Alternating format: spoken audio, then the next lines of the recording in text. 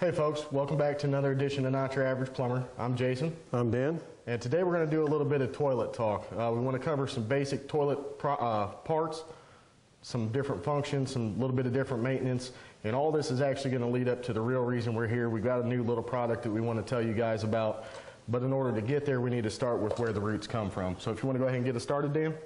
Okay, first we're going to show you a few different kinds of flappers. This is a Corky universal flapper. It's made to fit 90% of the toilets out there. Okay, universal flapper, 90% of the toilets out there. When you have a flapper like this one, this is off of a Kohler toilet and it has a float on it. You need another flapper with a float on it. So you can't use a universal flapper without the float to replace this flapper. Some of the flappers on some of the toilets you have to replace with just what you see in there. And I can show you why. Like on this flapper here, it's out of another Kohler toilet. It has a hole here. Has a hole here.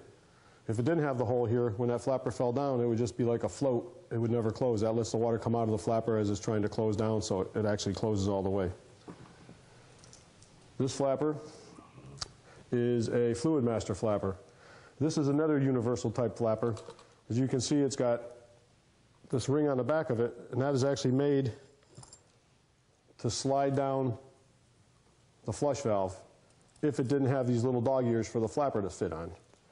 So on this one here, depending on what kind of flush valve you have in there, you can take this off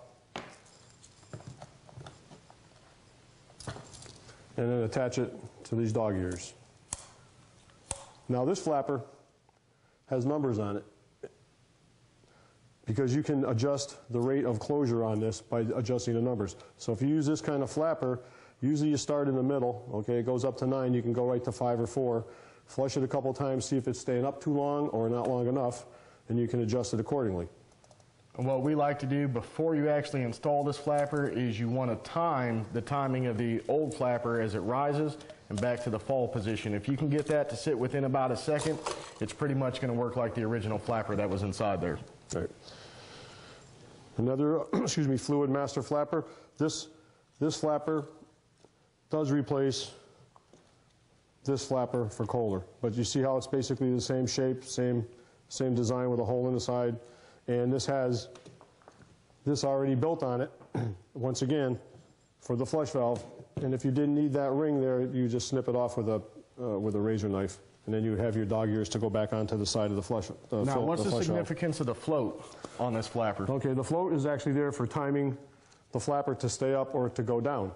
If it was the higher up it is, when you flush the toilet and the flapper comes up, the float's up there at the top of the water level, and it's going to go down with the water. The flapper's going to stay up longer. If the flapper has the float closer to it, when it lifts up, it just floats for a little bit in the water, but it doesn't have to wait for all the water to go out, and it closes quicker. And what it's based on... It's critical adjusting that too, because like I said, if it's up too high, it's going to stay open too long, and you could actually get a double flush, where you watch the toilet and it'll flush once and it'll flush twice before the flapper even closes down all the way. So if I get this too high and it's riding in the top of the water, I'm going to be using extra water than what I should be. Yes. So it's really key to take the extra time, flush it a couple times, and make sure you got that float where you want it. Critical. Critical. Now what's the difference between that red flapper and that black flapper if they're both universals? Well, they're both made by the same company, but this one's more expensive. It's made of a material called Chlorazone. It's warranted by Corky for 5 years. It's supposed to be chlorine resistant, lime, hard water resistant, like that, iron. So it's supposed to last 5 years. And on the package it even says the manufacturer warranties it for 5 years. It'll be replaced at no charge. So for a little bit of extra money on a basic flapper, that's actually a pretty good deal. Especially since down here in Florida they last about 2 years. Yeah, very hard water and lots of chlorine. Especially if you're on a well. All right, what else you got over there, Dan? Okay, I have some different fill valves. This is a Fluid Master fill valve. Now this one, when you flush the toilet, the tank empties, this cup right here drops down. So it allows the water to come in, it goes into the flush valve, and as the tank starts to fill with water, this rises up, and as it gets to a certain height, when this handle is lifted, it stops. That's how it shuts off. Now this fill valve adjusts by this little ring right here and on this stem. So you can adjust it to whatever height you need for whatever size tank you're in. But the thing is, this ring has to be locked back down. to wherever you get it. That ring's got to lock in there, because if it's not locked in there, when you turn the water on, and if you have the tank lid off, this will blow right off. You're going to have a water fountain in the bathroom.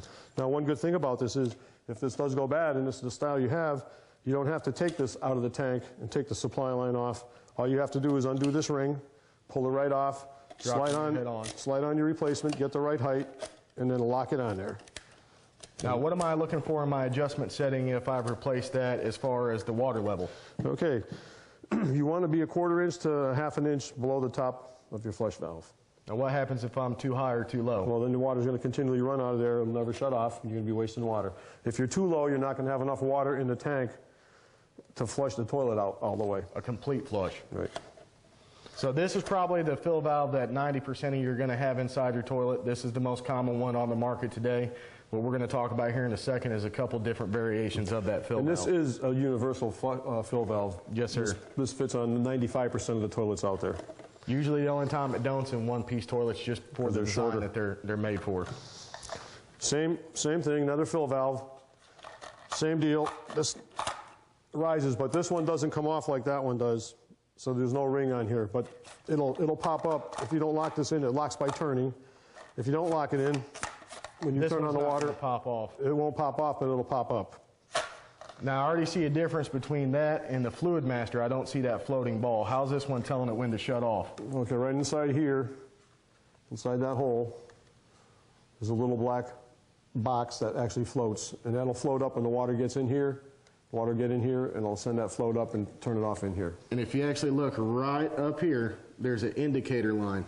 It's going to be kind of tough to see. There's a line going across there, and that would be your water level line. So that line would actually be either, if you're going 1/4 inch or 1/2 inch, that's where that would be. So that would shut off right there. So you try to adjust it there. Now the difference on this one is this actually don't have no fine-tune adjustment, so you're going to have to do it all by the shaft.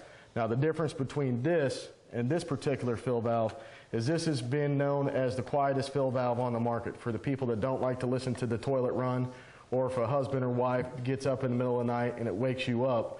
This one right here is actually going to be the quietest one on the market. So if noise is something that bothers you, the Corky one, it says quiet right on the box. This would be the one you were looking for. All right, folks, well, we're getting ready to take a break. When we come back, we got a couple more parts that we want to show you. I've got something interesting here that a lot of people have heard about, not real familiar with what it is, and then we're actually going to get to the pet project for today. So we'll see you back here in a second.